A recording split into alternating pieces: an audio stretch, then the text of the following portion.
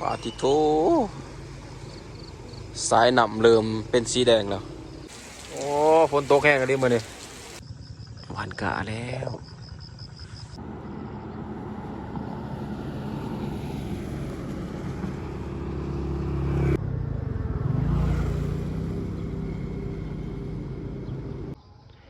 เสาร์วันที่15ที่เมืองอนุวงศ์แขวงไสสมบูรณ์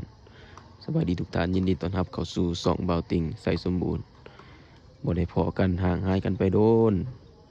บ่ได้มาอัปเดตแขวงไสสมบูรณ์ให้ทุกท่านติดตามรับชมเบิ่งแล้วช่วงนี้ก็ได้ช่วงนี้เป็นช่วงฝนตกฮอดฤดูฝนแล้วเด้อทุกคนบรรยากาศเขียวงามขจีตามผู้นี่คือบรรยากาศตลาดเสาระหว่างข้างทางบรรยากาศทรายหมอกโอ้ยทุกคนเลย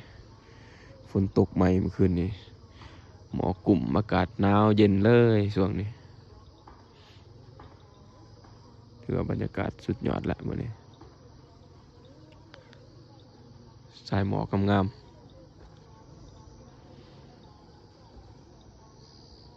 เป็นช่วงฤดูฟูหัวโหลนเขียวงามขจีหรือว่าช่วงกรีนซีซั่นนักท่องเที่ยวนี่เริ่มทยอยเข้ามาเทื่อละเล็กเทื่อละน้อยถือว่าไสสมบูรณ์นี่เป็น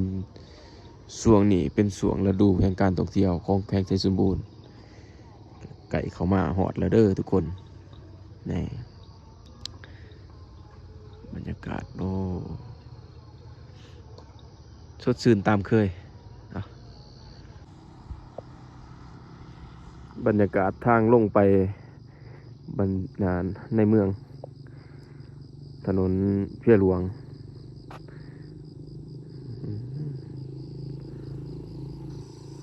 มามื้อนี้เฮาสิมาพาทุกคนมาชมเบิ่งบรรยากาศเมืองอนุวงศ์แขวงไสสมบูรณ์ในมื้อวันที่15ล่าสุดเลยอัปเดตในมื้อฝนตกในช่วงที่มีหมอกออกหลายๆนี่เพราะว่าหลายคนอาจจะคิดฮอดแขวงไสสมบูรณ์ปัจจุบันนี้เป็นจังไดก็ติดตามชมไปนำกันเด้อเฮ้ยโอ้ยทุกคนอยากให้ทุกคนมาได้มาเที่ยวมาชม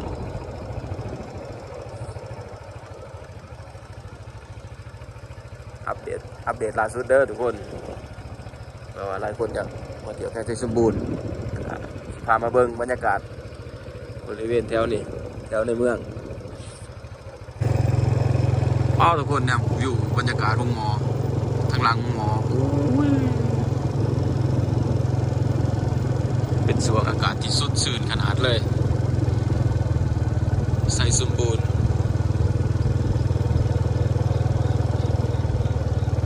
ฮอสพิทอลโอ้โหเอ้ยสุดยอดเย็นสบายเลยช่วงนี้วิวงามตลอดทางเลยนะน้ำหมอกลง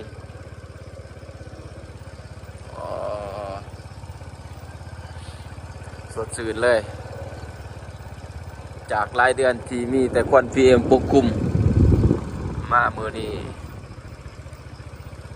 หมอกปกคลุมแทนโอ้นี่ช่วงกรีนซีซั่นแล้วเด้อวัดแล้วดูหัวโหลนเขียวแล้วเขียวงามแล้วเขียวงามแล้วบรรยากาศข้างทางเลยบรรยากาศระหว่างข้างทางสวยๆงามๆเลยทุกคน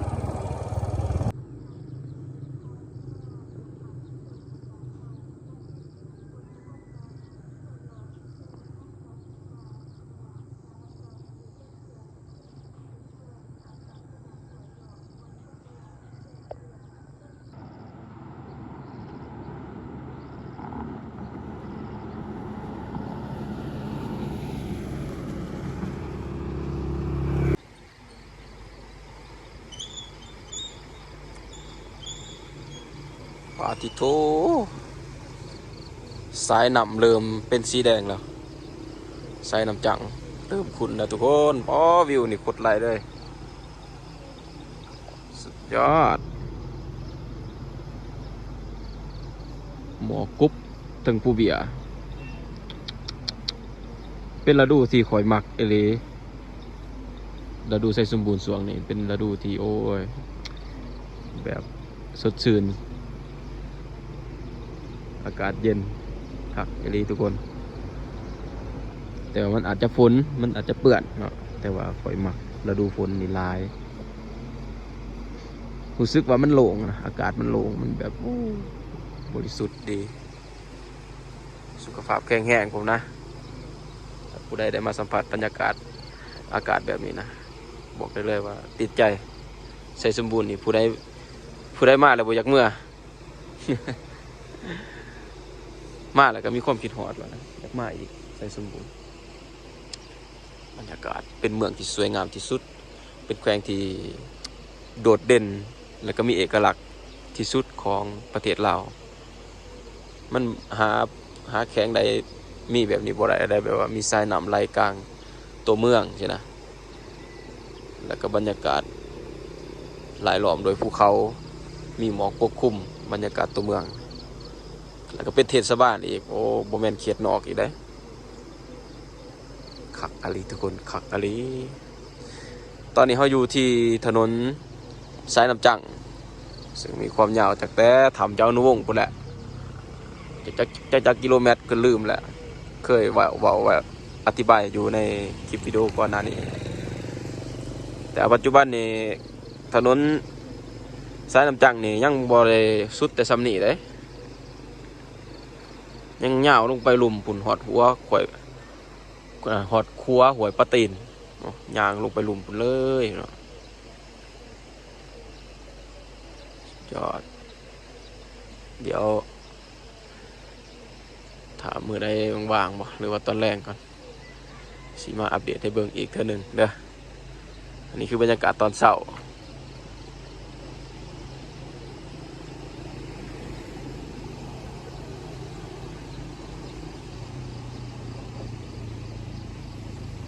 ท้องฟ้าสีขาวโอ้ยงามมาเลยงามไปดีทุกคนงามไปดีสุดยอดวิว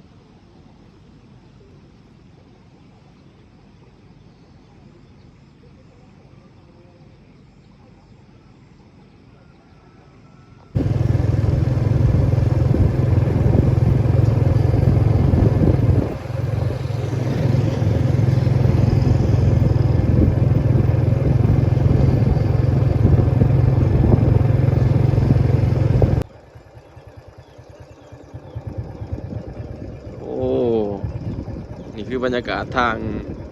ลงไปวังน้ำเขียว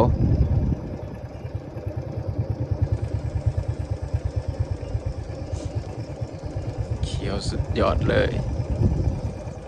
ผืนหลังสากสีเขียวทั้งหลังแล้วก็อาคารสีขาวเป็นภาพที่โดดเด่นขนาดโอ้ทุกคนแนวบนนี่โอ้โถเขื่อนพักใส่เจริญมัน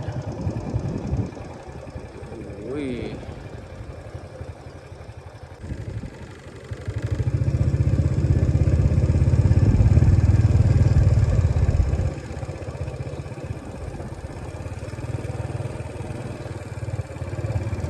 สุดยอดเลย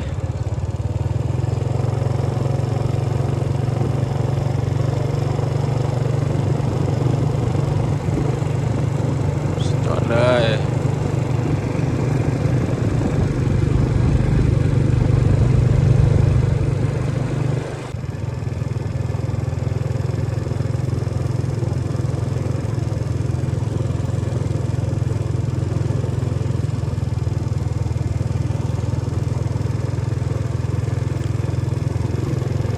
งามสุดยอดเลยนะ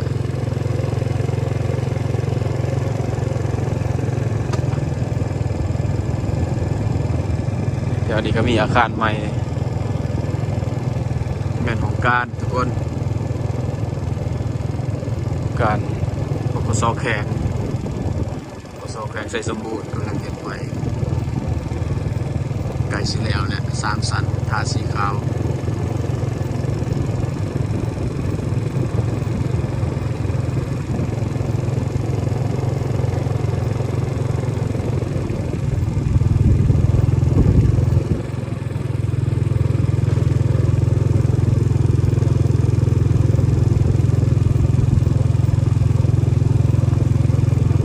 บ้านได้เนี่ยทั้งพระเจ้าปลูกแคมทางเนี่ยนะ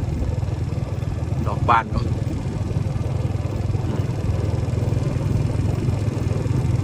ว่าใหม่ก็ออกลายเลย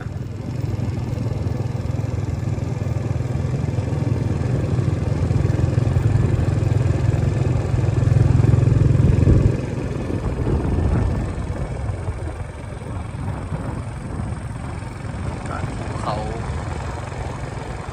สวยงามเขียวงามกระจี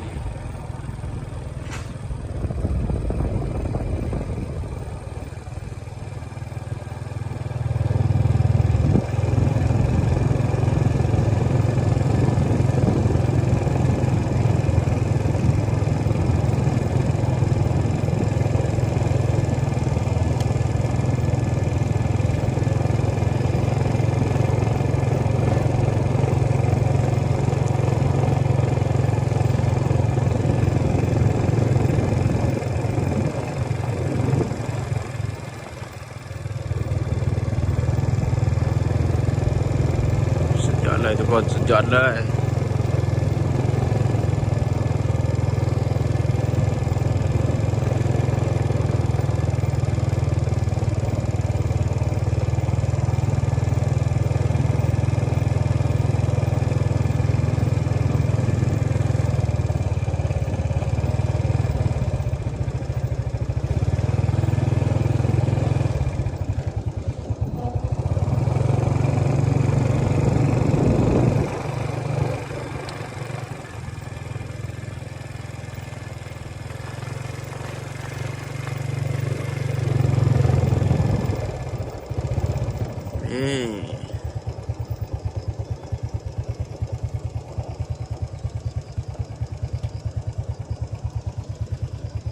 หวานกะอะไรทางนี้หวานกะแล้วไก่ชิฮอดดำหน้าได้บาดดิแถวนี้บ่อนี้เขาเจ้าปลูกสาลี่ข้าวโพดเขาเจ้าใส่หม้อให้ได้อยู่วันนี้น้ำขุ่นขนาดหอมเอียงวะโอ้ฝนตกแห้งกันดิมื้อนี้บรรยากาศตอนบ่ายๆ1 โมงกำลังสิออกไปเวียกฝนตกทุกคนเอ้ยปอบางแห่ง เหมือนวันที่15พฤษภาคม2025เหมือนพฤหัสปุ่นปล่อยมะลิอยู่นี่อยู่ห้องน้ำก่อนอ๋อถูกเขาก็ว่าจะได้ว่าอาทิตย์นี้ฝนสิตกแห้งไปเรื่อยๆมื้อเช้านี่เห็นบ่ทุกคนถ่ายทุกคนเบิ่งเช้านี่ก็ธรรมดาเนาะฝนก็ได้ฝนก็บ่ได้ตกนะก็มีน้ำหมอกยังลงตอนเที่ยงมาแล้วฝนตกเลยโอ้ลูกแอน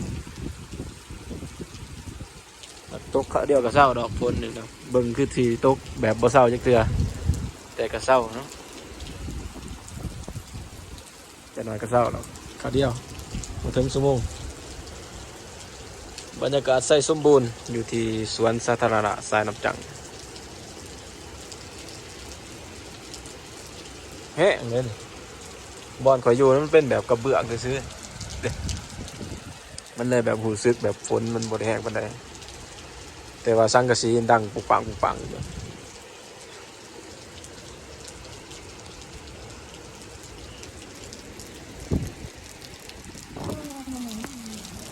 เปียกมาเนาะ